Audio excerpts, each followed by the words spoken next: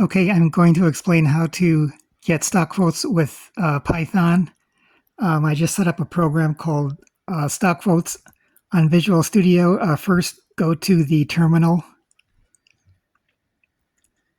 and then at the prompt, type pip install yfinance.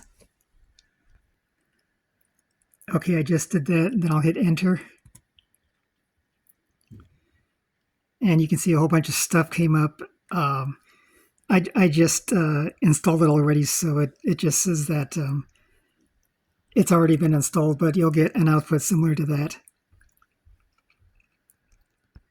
And then the next thing, type this in your program.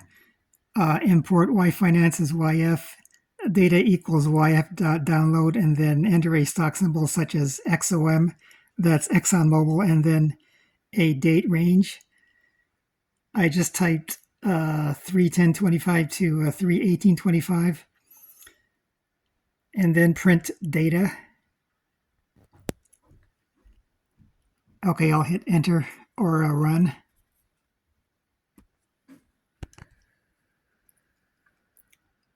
Okay, then the stock price for Exxon just came up about 111, and that's how you do it.